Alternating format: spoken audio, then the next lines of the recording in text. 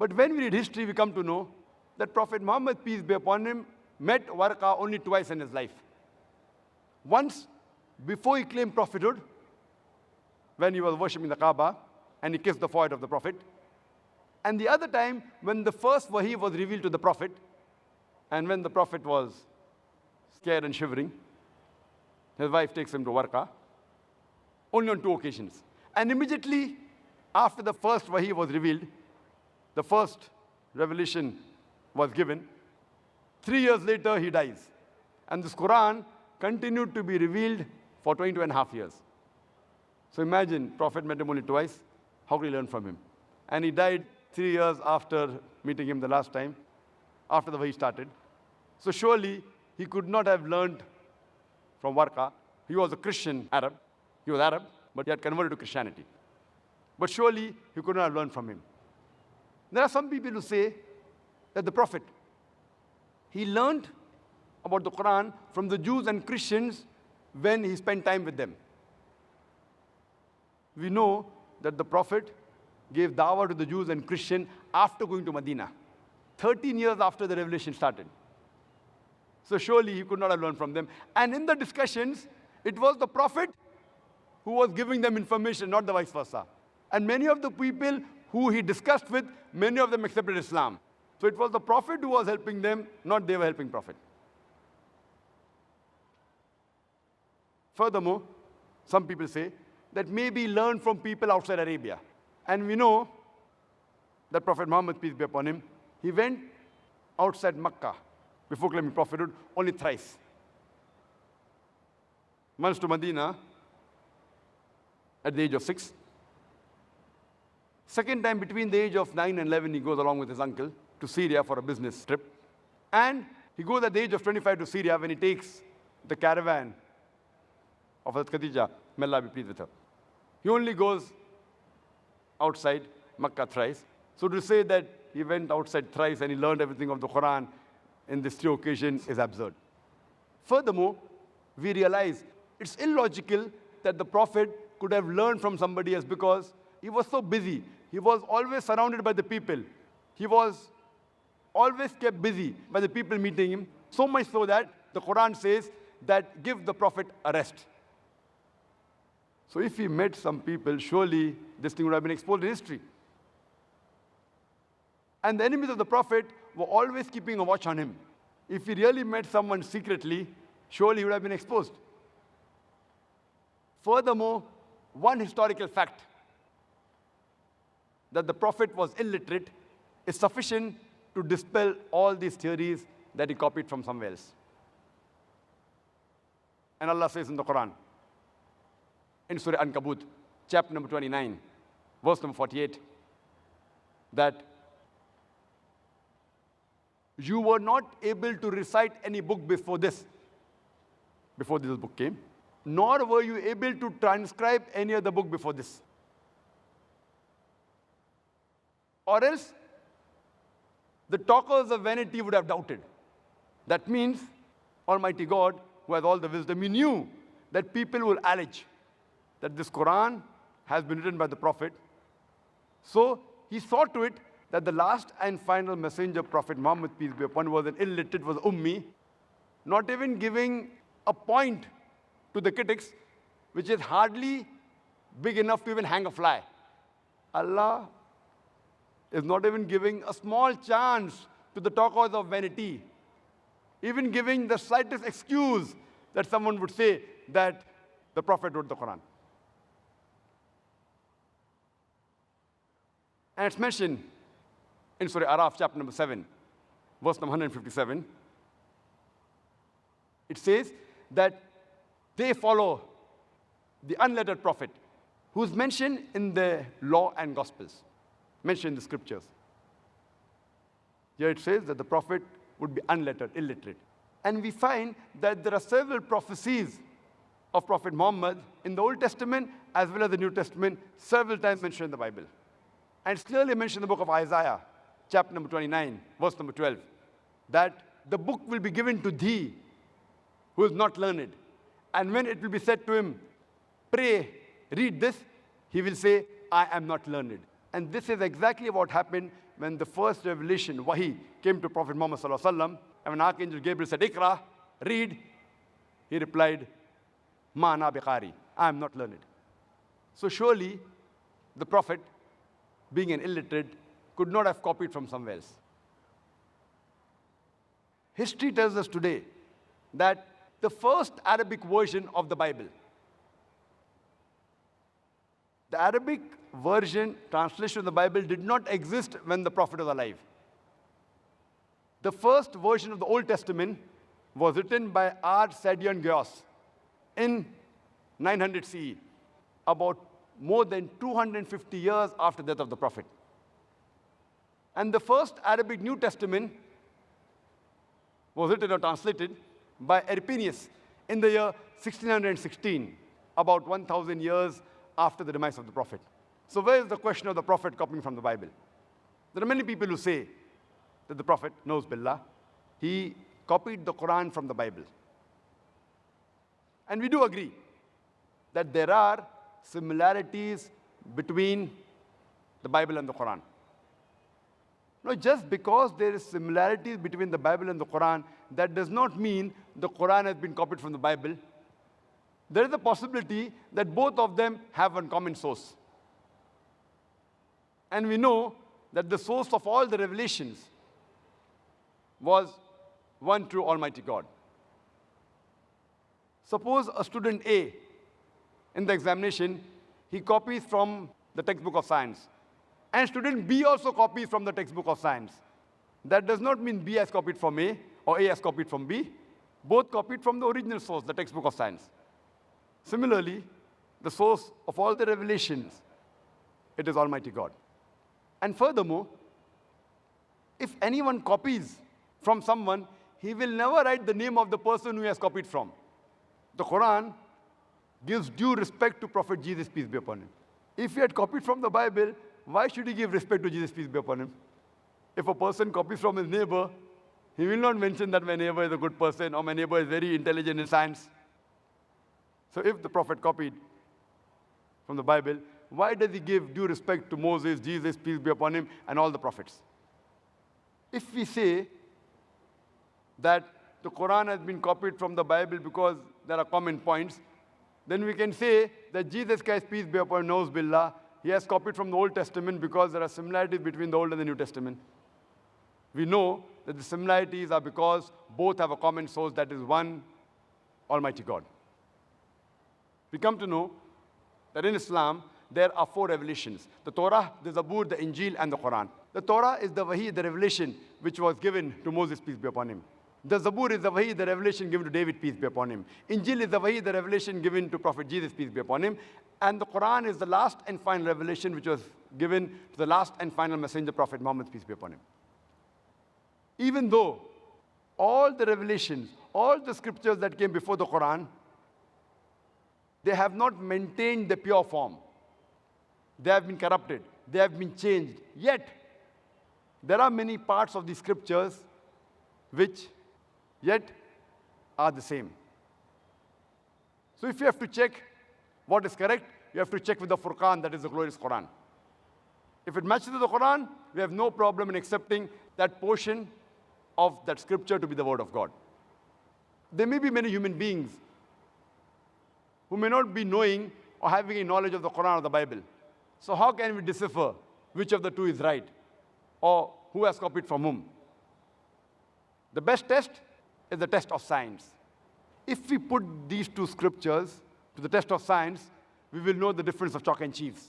When we read superficially, we come to know that the Bible and the Quran are the same. But if we do a research or we analyze it, we come to know that the difference of chalk and cheese. When we read the Bible, it's mentioned in the first book of the Bible, book of Genesis, chapter number 1, that Almighty God, He created the heaven and the earth in 6 days. And these 6 days are 24 hours days, mentioned in the Bible. The Quran too speaks about the creation of the universe and says, Almighty God has created the heaven and the earth in 6 ayams. Ayam is plural of yom. One of the meaning of yom is a 24-hour day, but the other Arabic meaning of yom is a long period, an epoch. Today, scientists, they say that our universe was created in billions of years. So to say it was created in 624 days is wrong. But the scientists have got no objection with the Qur'an when the Qur'an says the heaven and the earth were created in 6 ayams. That is, 6 long periods, without defining them to be restricted to 24 hours. Furthermore, it's mentioned in the Bible, in the first book of Genesis, chapter number 1, verse number 3 to 5, that Almighty God, He created the day and the night on the first day. And He created the light on the first day. It later says in Genesis chapter number 1, verse 14 to 19, the source of light, that is, the stars and the sun, they were created on the 4th day. Imagine, the effect is created on the first day, and the cause of the effect on the 4th day. The sun was created and the stars on the 4th day, and the light from the sun and the star was created on the first day. It's illogical. How can the effect come before the source? Qur'an too speaks about the creation of the heaven and the earth, but does not give this unscientific sequence. Furthermore, it's mentioned in the first book of the Bible, book of Genesis, chapter number 1, verse number 9 to 13, that the earth was created on the 3rd day. And Genesis chapter number 1, verse number 14 to 19, that the sun and the moon was created on the 4th day. We know from science that the earth and the moon are the part of the parent body that is the sun. So to say that the earth was created before the parent body, the sun, is unscientific. The Qur'an too speaks about creation of the heavens, the sun, the moon, and the earth, but it says it was created simultaneously. Imagine Prophet Muhammad sallallahu alaihi wasallam copied from the Bible and he changed the sequence. He says, no, both were created together. Bible further says, in the book of Genesis, chapter number 1, verse number 9 to 13, that Almighty God created the vegetables and the vegetations on the 3rd day. And Genesis chapter number 1, verse 14 to 19, He created the sun on the 4th day. Scientifically, it's not possible that the vegetation can survive without sunlight. It's totally unscientific. Furthermore, the Bible says in Genesis chapter number 1, verse number 16, that Almighty God created 2 great lights. The greater light, the sun, to rule the day, and the lesser light, the moon, to rule the night.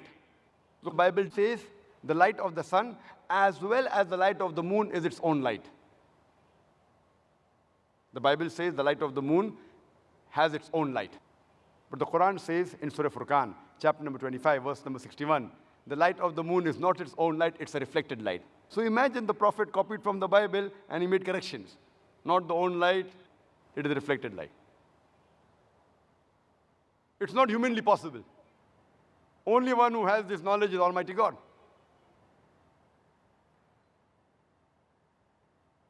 There are several examples. We can give a talk only on this. And I had a debate with Dr. William Campbell on the topic, the Quran and the Bible in the light of science. And there, I've mentioned many unscientific points mentioned in the Bible. Time does not permit me to go into details. The various unscientific things mentioned in the Bible, which is not mentioned in the Quran. For example, according to the Bible, Adam, peace be upon him, he came into existence about 5,800 years before. Science tells us that the human beings came into existence millions of years before. The Quran too speaks about Adam salam, but does not give a date. The Bible says in Genesis, chapter number 6, 7, as well as 8, about Noah and the flood. And it says that the full world was submerged underwater. At the time of Noah, that is approximately 21st, 22nd century BC. Quran too speaks about Noah salam, but it does not give it a date. It even speaks about the flood, but it says it was a localized flood. Only it flooded the ummah, the people of Noah salam, not the full world. Today, archaeological evidence shows us that the 11th dynasty of Egypt, as well as the 3rd dynasty of Babylon, they existed without interruption since the 21st, 22nd century BC. So archaeological evidence says that what is mentioned in the Bible is totally wrong. There are various examples, we can give hundreds. Time does not permit. So surely, this Qur'an has not been copied from the Bible. Neither it has been forged. As mentioned in the Qur'an in Surah Sajda, chapter number 32, verse number 1 and 2. It says that, do they say he forged it? Nay, it is the truth from the Lord, so that he may give admonition to the people to whom no warner has come in the past.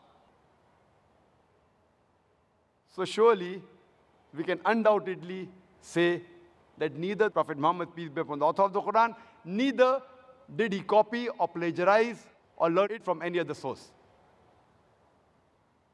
Furthermore, we know that the glorious Qur'an, unlike other religious scriptures or unlike other story books which are written by human beings, it has a particular beginning.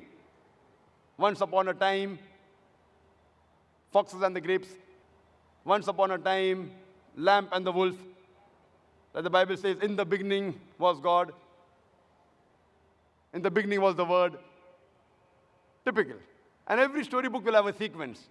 A beginning and end in a serial order. But the Quran is unique. The first verse to reveal of the Quran, Iqra, is not the first chapter, chapter number 1. It is chapter 96, Surah Iqra, Surah Alaq, verse number 1. It doesn't have a sequence. It does not start with Adam alayhi salam, and then it continues and goes to Nuh alayhi salam and Musa alayhi salam, then Jesus, peace be upon him, then Muhammad, peace be. No. It has a unique sequence. It does not work like a human mind, because the author is not a human being. Furthermore, there are unknown things mentioned in the Quran. Along with it, there is a challenge saying that you do not know it. For example, it's mentioned in the Quran in Surah Hud, chapter number 11, verse 49, saying that you did not know this before, neither the people amongst you knew it. It gives the information and says, "O Prophet, you did not know it, not even your people knew it." It's mentioned in Surah Yusuf, chapter number 12, verse number 2, that none amongst you knew it, neither the Prophet knew it. Imagine the Prophet saying, when the Quran was revealed in Arabia, he's telling to the Arabs, neither I knew it, neither you did not know it. Any Arab could have got up, he could have said that I'm an Arab and I know this answer. This I knew it before. The Quran mentions many incidences, many things about Dhul-Qarnain, about the story of the caves, many information, and says you did not know. Which human being who can write this book and say you did not know it before? Indicating this does not have a human origin. Furthermore, some people say that the Quran is a deception. When we ask them, what is the origin of the deception? They give no answer. Can you point out a single deception in the Quran? They cannot answer. So how can you say something which you cannot logically prove? There are some people who tell a false thing, who make a false statement, and they fool themselves by sticking to it. For example, suppose there's a person who thinks Mr. A is an enemy. He thinks. He does not have any logical proof. He has no reason, but he thinks, he falsely believes that Mr. A, he is my enemy. The moment he meets Mr. A, that person starts behaving like an enemy to Mr. A. Now, Mr. A, being a human being, he retaliates. Why is he treating me as an enemy? He retaliates. The moment Mr. A retaliates, the person says, didn't I tell you? He's my enemy. See, they're retaliating to me. So you make a false statement, and you fool yourself by sticking to that statement. This is what the critics of Islam do. They make a false statement, and they fool themselves by sticking to it. Furthermore, the Quran, it believes in reasoning. And there are several verses which talk about reasoning. You can analyze it. You can discuss the matter of the Quran. Several places, including Surah Ibrahim, chapter number 14, verse 52. That here is the message for mankind. Let them take warning therefrom. Let them know there is one God. Let the men of understanding take heed. Many Muslims think that the Quran discourages reasoning. It discourages arguing with people. It discourages discussing about the Quran with others and religion with others. In fact, the Quran encourages that you have to discuss with the other human beings. You have to argue with the other human beings. It's mentioned in the Quran in Surah Nahl, chapter number 16, verse number 125. "Udu ila sabili rabbika bil hikmah wal ma'zat al hasna wajadilhum billati ahsan." Invite all to the way of their Lord with wisdom and beautiful preaching, and argue with them and reason with them in the ways that are best and most gracious. Quran encourages reasoning and arguing and discussing, but with hikmah and husna, in ways that are best and most gracious. There is something known as exhausting the alternatives. There's a concept known as exhausting the alternatives. The Quran says, this is from God. If you don't believe in it, you tell me what it is from. You tell me from where it is. The Quran says, this book is from God. The book is from Allah. If you disagree, you give me the answer. So someone will say, Prophet Muhammad, peace be upon him, he wrote the Quran. And we proved earlier he didn't write. He lied. Why did he lie? Because of material gains. And we proved it's not possible. Maybe for power and glory. And we proved that's not possible. Maybe for unity of the Arabs. And we proved that's not possible. Someone will say, okay, he did for moral reformation. And we proved it's not possible. Guess. Okay, he copied from the Bible. And we proved it is wrong. Guess. When all your guesses are proved wrong, that means the Quran requires to be heard. It requires respect. You have to believe in it, that this book, Quran, is from Almighty God. And Quran says in several places that this book is a revelation from Allah subhanahu wa ta'ala, including Surah Jasha, chapter number 45, verse number 1 and 2, where it says, Ha Mim. Tanzilul Kitab min Allahi Azizul Hakim. That Ha Mim, this is a revelation of the book from the Lord of the worlds, exalted in power and full of wisdom.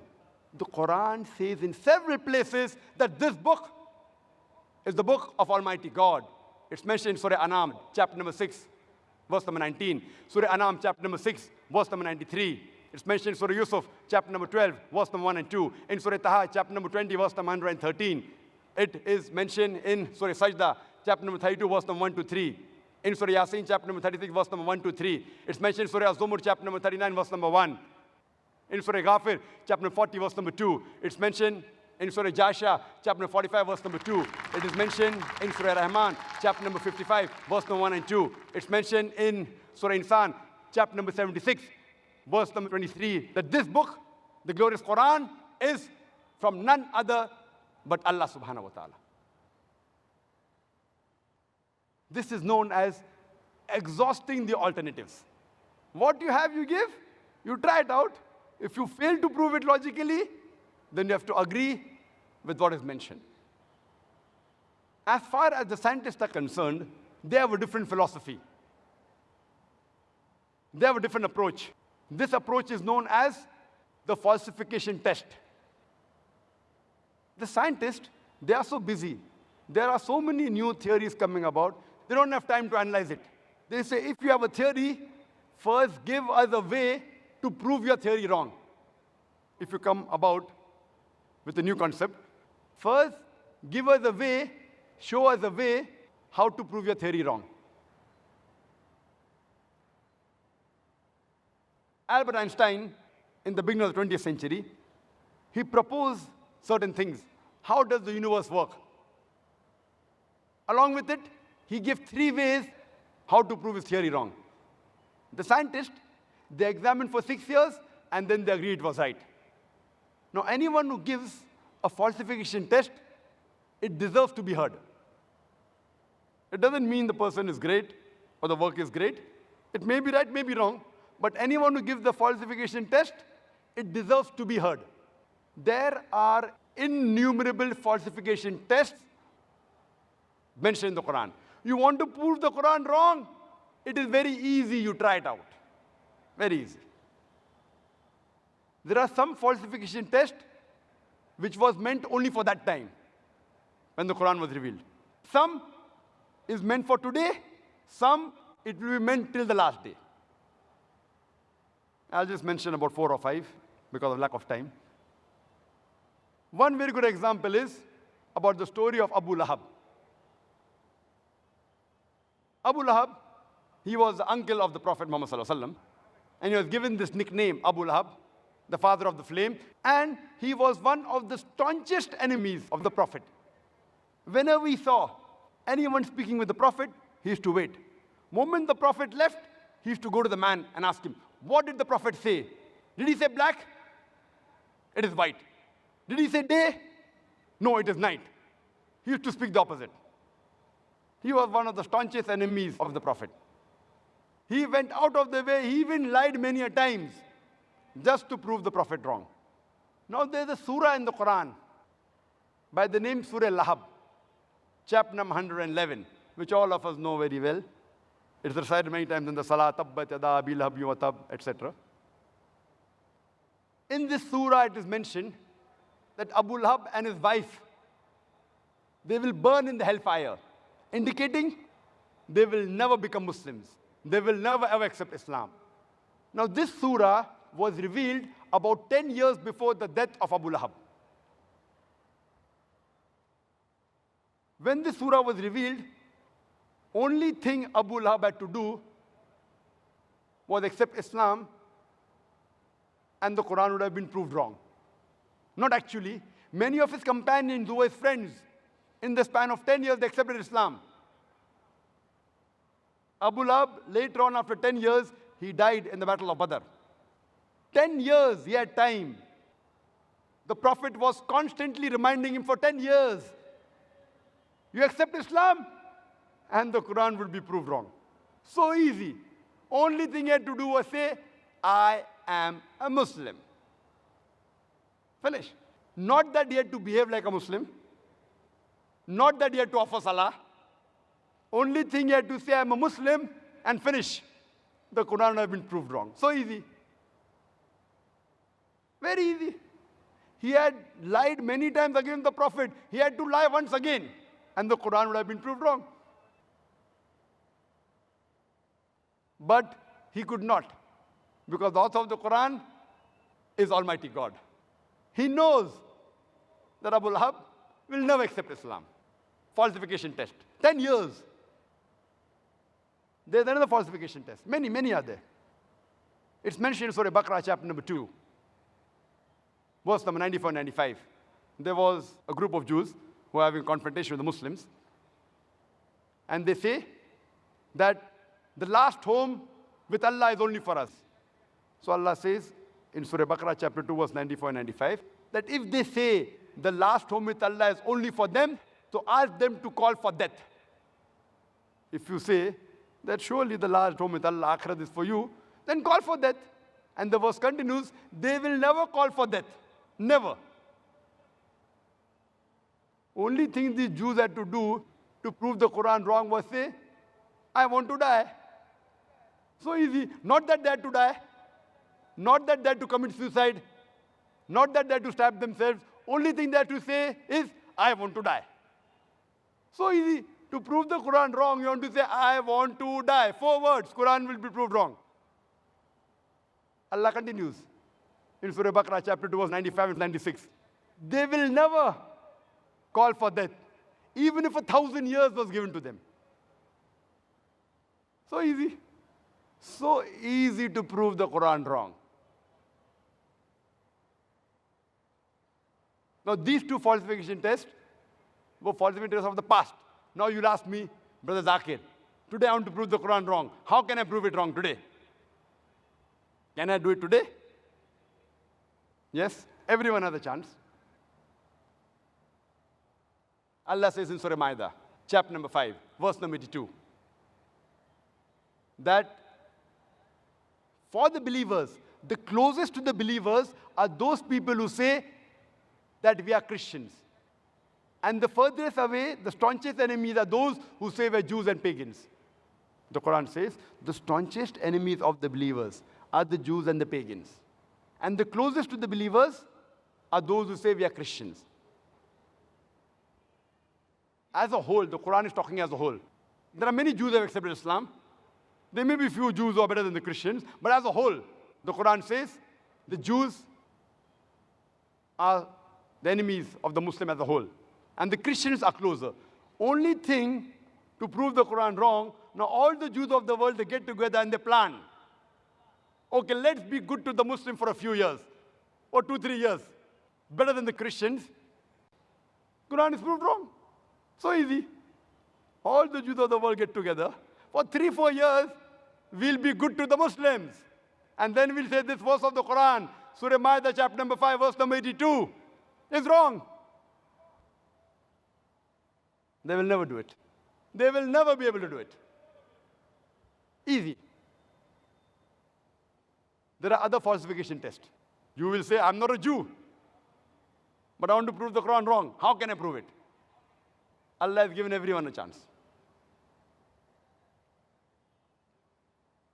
Allah says in the Quran, in Surah Isra, chapter number 17, verse number 88, do they say he forged it?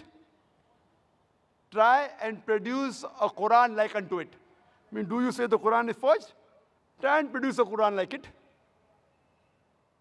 The same challenge is repeated in Surah Tur, chapter number 52, verse number 34. Allah challenges that try and produce a Quran like it, and you'll never be able to do it. Even if all the jinns and the humankind gather together, they will never be able to produce the like of the Quran without the help of Allah. It's a challenge. Now Allah makes the challenge easier. Allah says in Surah Hud, chapter number 11, verse number 13, do they say he forged it?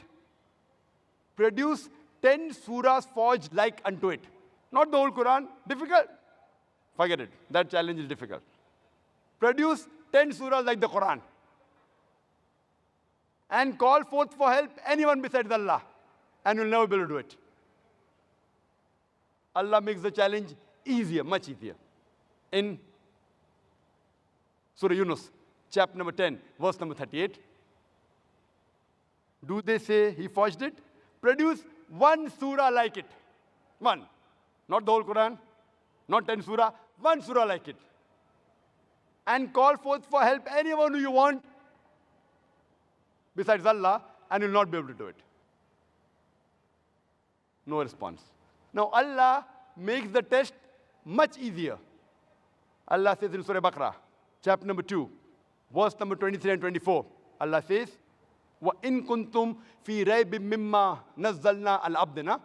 And if you are in doubt as what we have revealed to our servant from time to time, فَأْتُوا بِسُورَةٍ مِّن مِّثْلِهِ.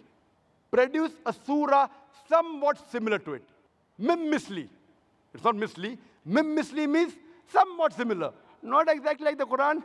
Try and produce one surah somewhat similar to the Quran. Mim misli. Wad'u shuhada'akum min dunillah in kuntum sadiqin. Call forth for help and witnesses. Anyone you want besides Allah, if you speak the truth. فَإِن لَمْ تَفْعَلُوا. But if you cannot, وَلَن تَفْعَلُوا. And of a surety you cannot. And be prepared for the fire whose fuel is men and stones. You will not be able to do it, and of a surety you cannot do it. And be prepared for the fire whose fuel is men and stones. This is a challenge. Try and produce a surah somewhat similar to it. Now you'll tell me, but natural, if it is a test, you have to produce a surah in Arabic. So you'll say, Brother Zakir, I don't know Arabic, so how can I take part in this test? I said, fine. If you have produced a surah like the Quran, it has to be in Arabic. It can't be in English, can't be in French, can't be in Hindi, can't be in Urdu. Many people tried, not that they didn't try. Many, hundreds of people tried, and they failed miserably. They were able to rhyme it, but went away from reality. Many people tried, and many are available in the books. But all of them failed miserably. Now he'll ask me, Brother Zakir, I don't know Arabic. I'm not a Jew. How can I try and prove the Quran wrong? There are many falsification tests. I'll give you one more, where anyone can take part. I started my talk by quoting a verse of the Qur'an from Surah Nisa, chapter number 4, verse number 82, which says, أَفَلَا يَتَدَبَّرُونَ الْقُرْآنَ وَلَوْ كَانَ مِنْ عِنْدِ غَيْرِ اللَّهِ لَوَجَدُوا فِيهِ اخْتِلَافًا كَثِيرًا. Do they not consider the Qur'an with care? Had it been from anyone besides Allah, anyone besides Almighty God, there would have been many contradictions. So if you want to prove the Qur'an wrong, only thing you have to do is take out a single contradiction in the Qur'an.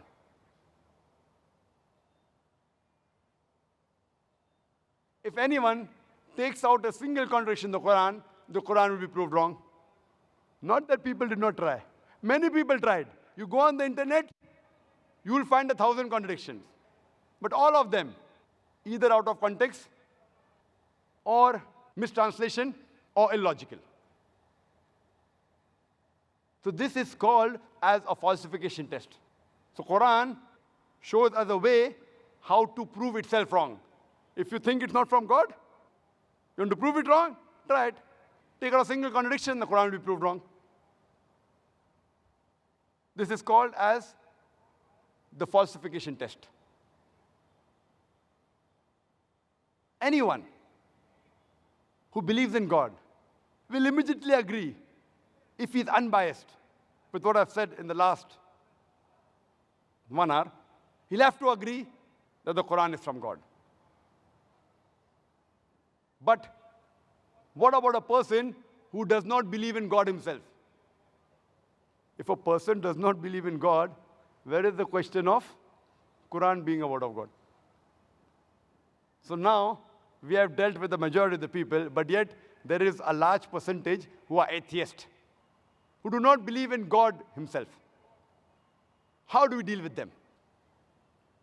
When I meet an atheist, and if he says that he does not believe in God, the first thing I do is I congratulate that atheist. Now you may wonder that why is Zakir congratulating an atheist? The reason I'm congratulating him is because most of the human beings, they are doing blind belief. Most of the Christians, because the father is a Christian. He's a Hindu because father is Hindu. Some of them are Muslims because their father is a Muslim. They aren't thinking. This person, he's thinking. He may be coming from a religious background, but he may not agree that the God which his parents are worshipping is worth to be called as God. The reason I congratulate the atheist is because he has said the first part of the Islamic Shahada, Islamic creed, La ilaha, there is no God. The only thing I have to do is prove to him illallah, but Allah, which I shall do inshallah. To the other non-Muslims, first, I have to prove to him that the God he's worshipping is false. So half the time I waste in trying to prove that the God he's worshipping is false. Here, half my job is done, La ilaha. Only thing left for me is illallah and then Muhammad Rasulullah. But Allah and Prophet Muhammad, peace be upon the Messenger of Allah. Now this atheist, he rejects God because he has the wrong concept of God.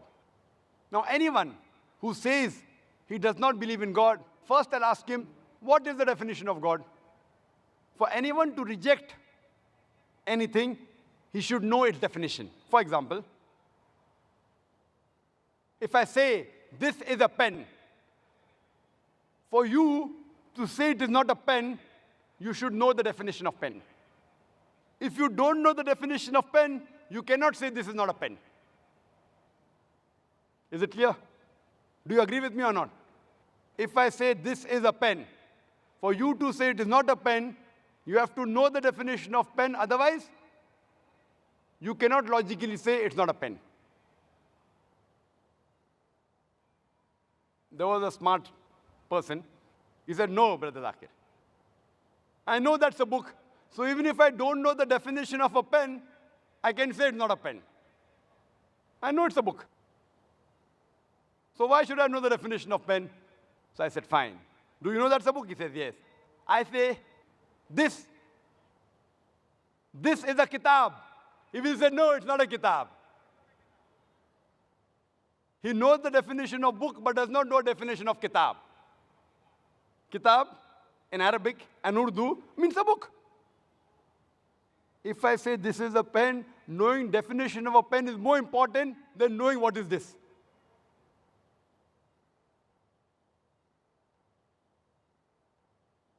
Same way, if a person says there's no God, I'll first ask him, what is the definition of God?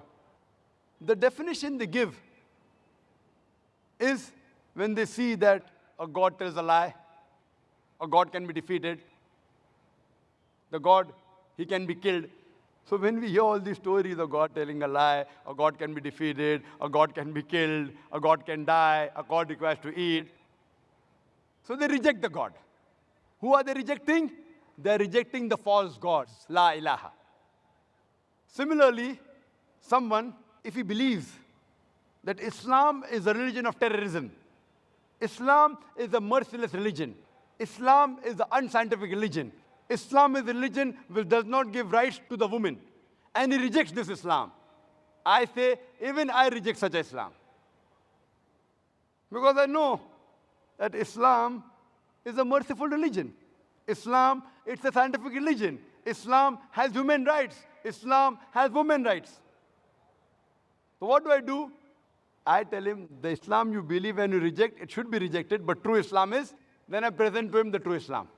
Similarly, when these people are rejecting the false God, we have to present to them what is the true God.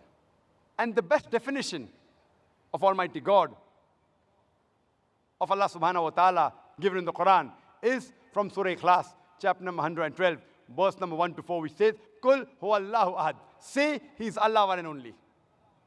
Allahu samad. Allah, the absolute and eternal. Lam yalid walam yulad. He begets not, nor is he begotten. Walam yakul lahu kufuwan ahad. There is nothing like him. This is a four-line definition of Allah subhanahu wa ta'ala. Any person saying that so-and-so person is God, if that person fits in this four-line definition, we Muslims have got no objection in accepting that person as God. The first is, Kul wallahu ahad. Says Allah one and only. Second is, Allahu samad. Allah, the absolute and eternal. Lam yalid walam yulad. He begets not, nor is he begotten. Walam yakul lahu kufuwan ahad. There is nothing like him. There are many people who say that Dajnish, he is Almighty God. Let us put this Bhagwan Dajnish to the test of Surah Ikhlas. There's a person who asked me a question at the time, that Brother Zakir, we Hindus do not believe in Bhagwan Dajnish to be God. I never said that Hindus believe Bhagwan Dajnish to be God. I've read the Hindu scriptures.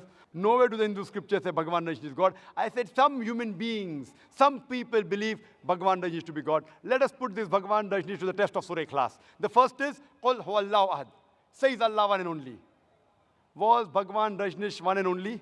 Was he the only man who claimed divinity? There are hundreds who have claimed divinity. And in this country alone, there are thousands who have claimed that they were gods. He's not the only one. But the Rajnish Bhakt will say, no, he is one and only, he is unique. Let's go to the next test. Allahu samad. Allah, the absolute eternal. Was Rajnish absolute eternal? We know from the autobiography of Rajnish, he says that he was suffering from asthma, from chronic backache, from diabetes mellitus. Imagine Almighty God suffering from asthma, chronic backache, diabetes mellitus. Third test is, Lam yalid walam yulad. He begets not, nor is he begotten. We know Bhagwan Rajnish. He was born in Madhya Pradesh.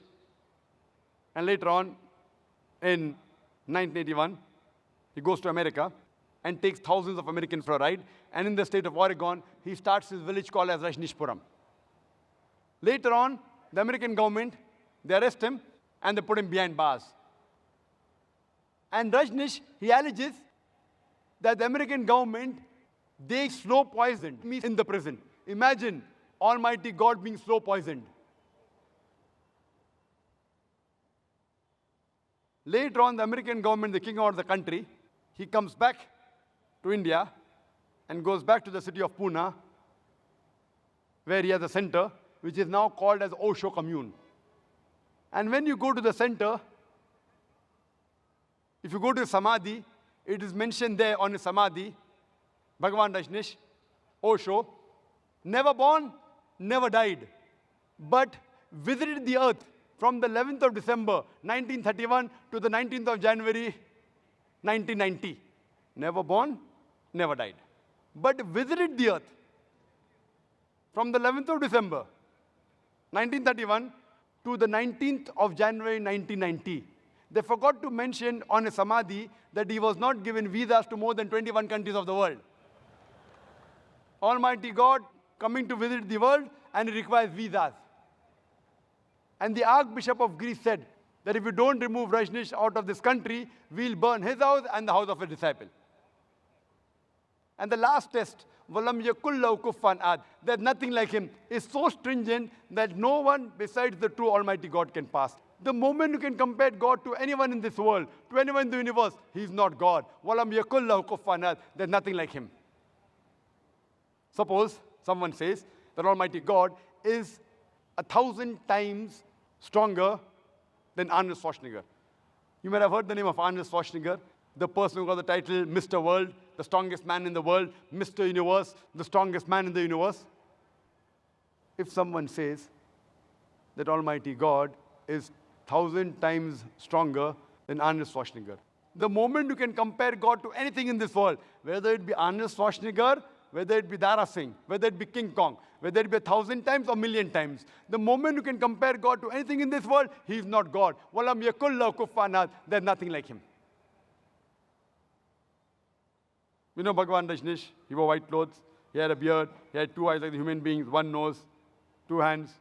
The moment you can compare God to anything in this world, he is not God. Walam yakullahu kuffan ahad.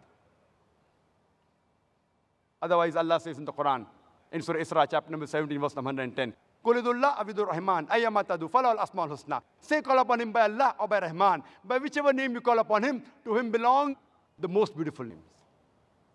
You can call Allah by any name, but it should be a beautiful name. It should not conjure up a mental picture. It should be a name given by himself. And this message, besides being mentioned in Surah Isra, chapter 17, verse 110, it's also mentioned in Surah Araf, chapter number 7, verse number 180, in Surah Taha, chapter number 20, verse number 8, as well as Surah Hashr, chapter 59, verse number 24, that to Allah belong the most beautiful names.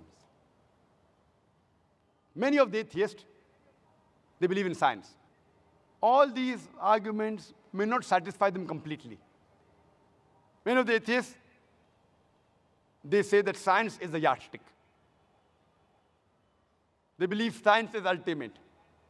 So let's try and prove to this group of atheists also about the existence of Allah subhanahu wa ta'ala. So if I know that this atheist believes only in science, after congratulating him, I'll ask him a simple question. That if suppose there is equipment, there is a gadget who no one in the world has ever seen, and if that gadget is brought in front of you, and if the question is asked, that who will be the first person who will be able to tell you the mechanism of this gadget, that atheist, he may say, after thinking for a while, the first person who will be able to tell you the mechanism of a gadget who no one in the world has ever seen, no one in the world knows about it, he will tell you that the creator of that gadget.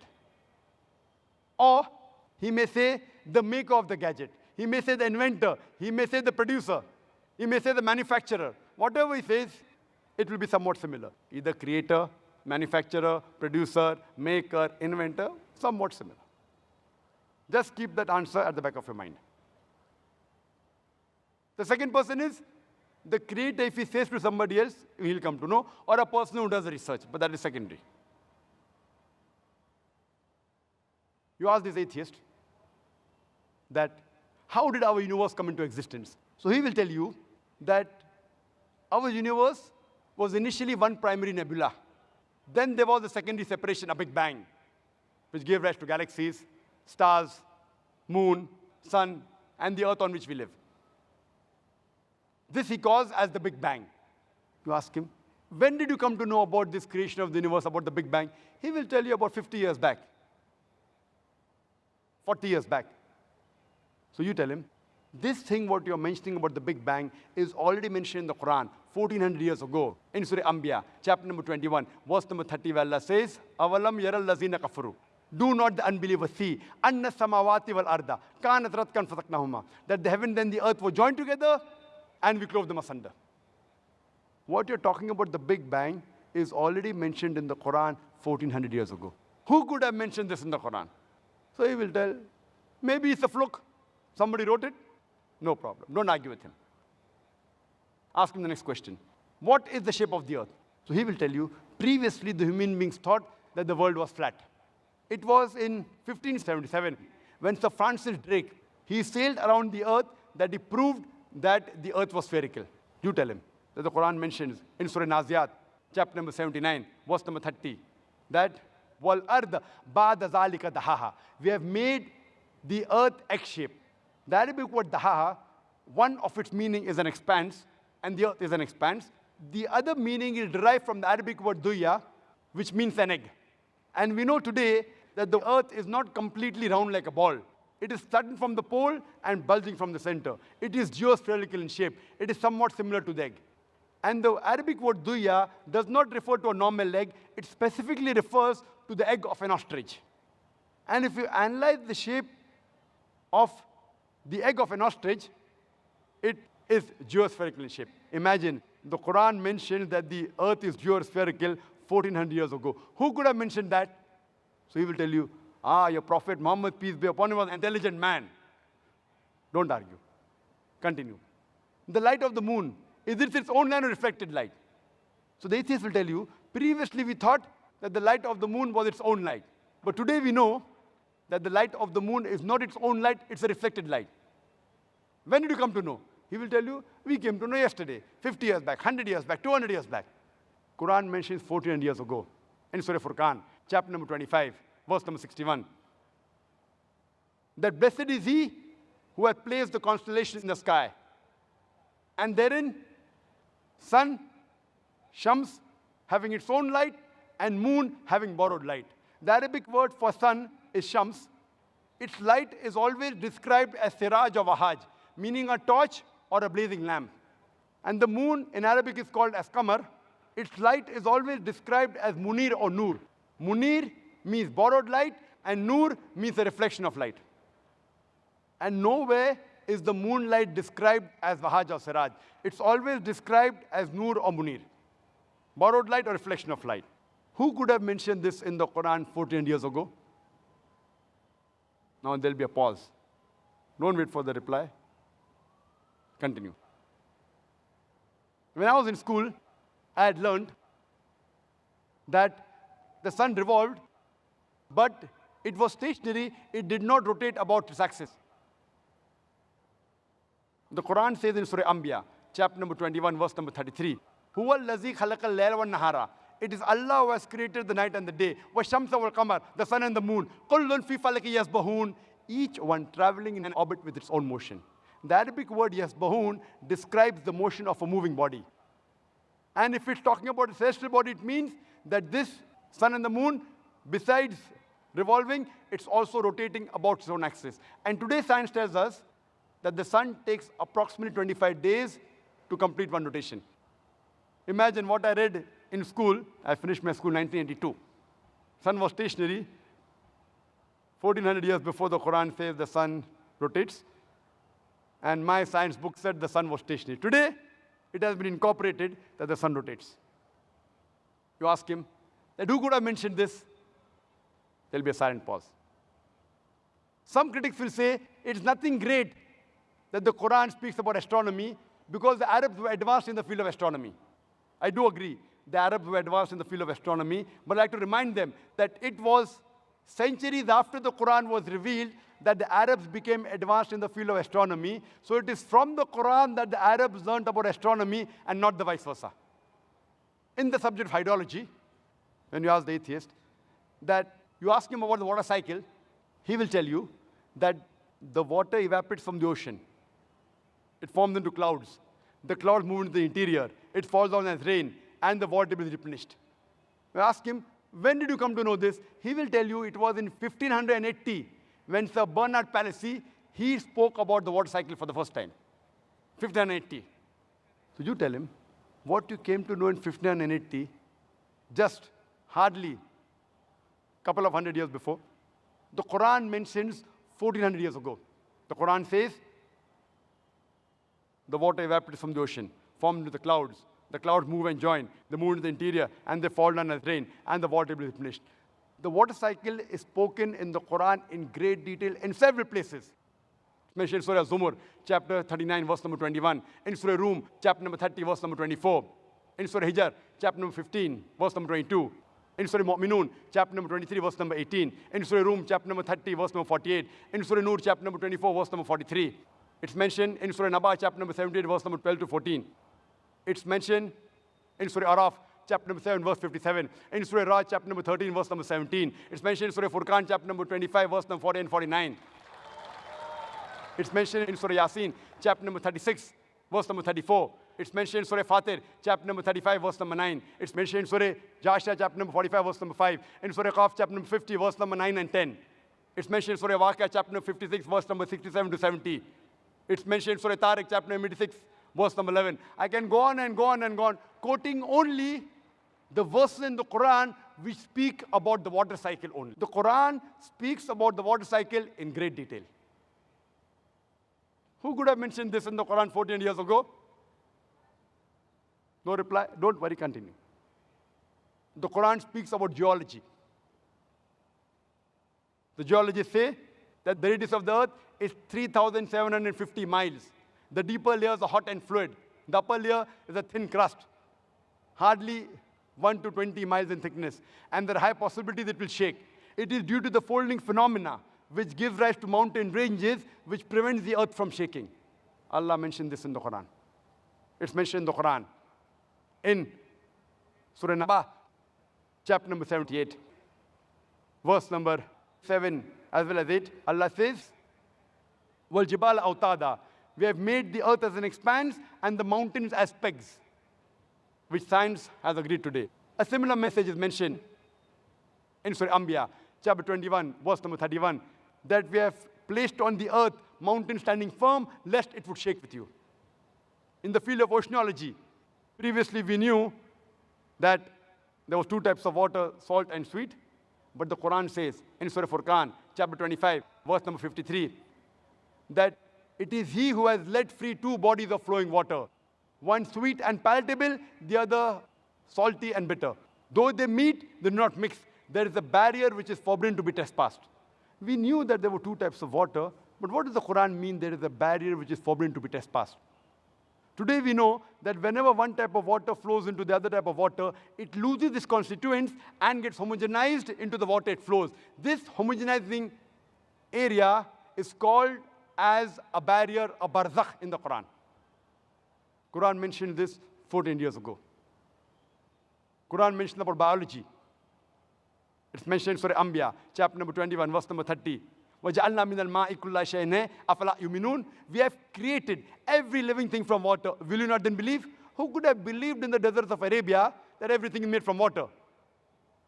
Today science tells us that every living thing is made from water.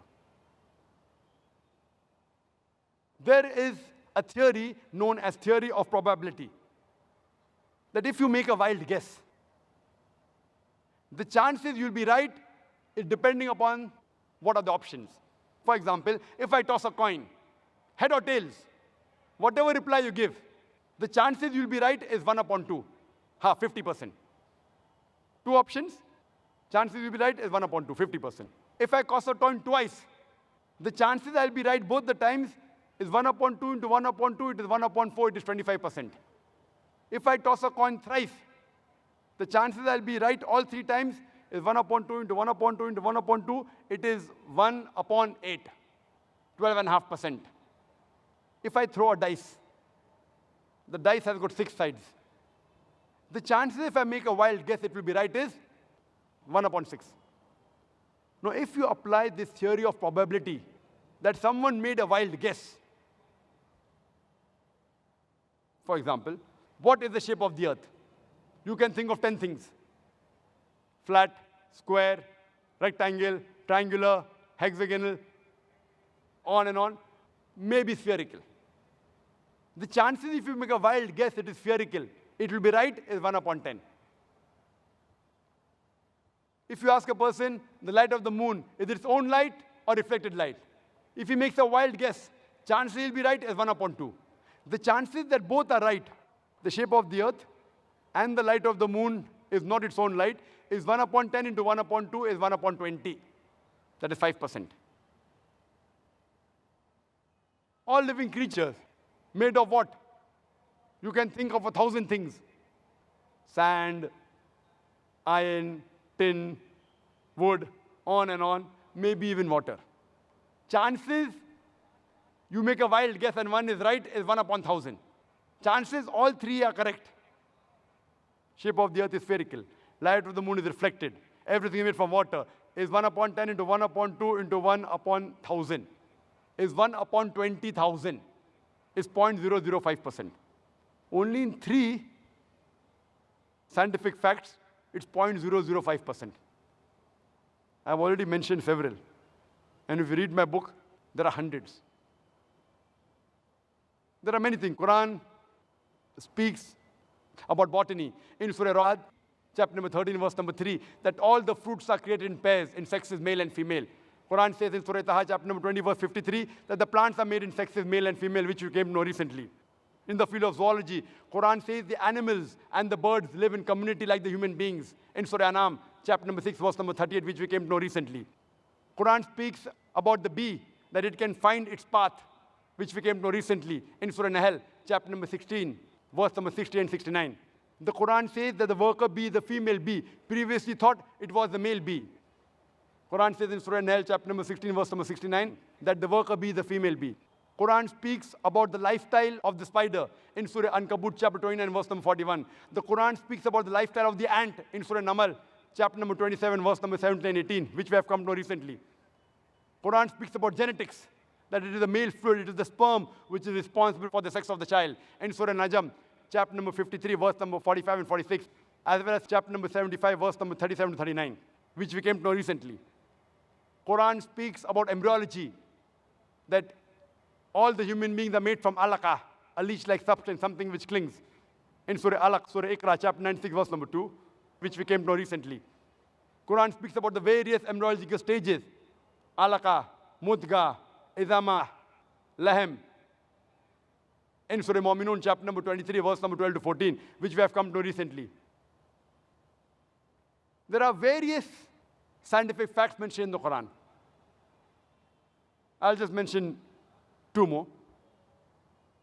There are people who say that after we human beings die, and after we are buried, and our bones are disintegrated, how will Allah subhanahu wa ta'ala be able to reconstruct the bone on the day of judgment? So Allah says, it's mentioned in the Quran, chapter number 75, verse number 3 and 4, that when they say that how will Allah be able to reconstruct the bones on the day of judgment, tell them, Allah can not only reconstruct the bones, He can even reconstruct in perfect order the very tips of your fingers. What does Allah mean by saying He can not only reconstruct your bones, He can even reconstruct in perfect order the very tips of your fingers? It was in 1880 that Sir Francis Galt, he discovered the fingerprinting method and said that no 2 fingerprints, even in 1 million human beings, are identical. Today, the police, the CID, the FBI, the CIA, they use the fingerprinting method to identify the criminal. Quran speaks about the fingerprinting method 1400 years ago, and we discovered in 1880. Who could have mentioned this? I would like to mention one more thing before I end the scientific facts, is that there was a scientist by the name of Professor Tagra Tagashawn.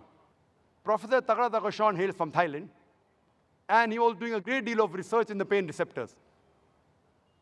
Previously, we human beings, we thought, and the doctors thought, that only the brain was responsible for the feeling of pain. Today, we come to know that there are certain receptors in the skin which are also responsible for the feeling of pain. That's the reason when a person of burn injury comes to a doctor, the doctor takes a pin and pricks it in the area of burn. If the patient feels pain, the doctor is happy.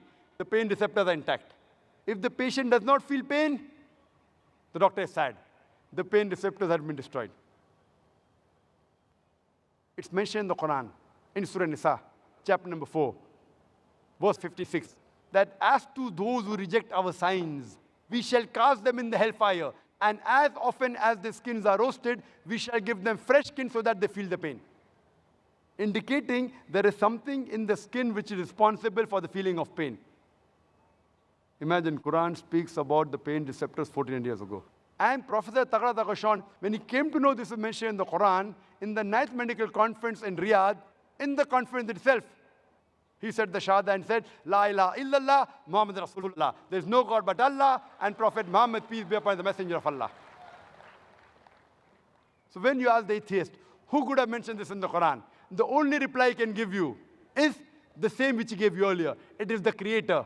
It is the maker. It is the producer. It is the manufacturer. It is the inventor. This creator, this producer, this manufacturer, this maker, this inventor, we Muslims call him as Allah. That's the reason today science is not eliminating God. It is eliminating models of God. La ilaha illallah. Scientists today, they are eliminating models of God. This cannot be God. This cannot be God. They aren't eliminating God. And a famous philosopher and scientist, Francis Bacon, he said that those who have little knowledge of science, they become atheists. But those who have in-depth knowledge of science, they become a believer in God. I would like to end my talk with the quotation of the Quran from Surah Fussilat, chapter 41, verse number 53, which says, سَنُورِيهِمْ آيَاتِنَا فِي الْآفَاقِ وَفِي أَنفُسِهِمْ حَتَّى يَتَبَيَّنَ لَهُمْ أَنَّهُ الْحَقُّ أَوَلَمْ يَكْفِ بِرَبِّكَ أَنَّهُ عَلَى كُلِّ شَيْءٍ شَهِيدٌ. That soon we shall show them our signs into the furthest regions of the horizons and into their souls, until it is clear to them that this is the truth. Wa akhir da'wana alhamdulillahi rabbil alameen.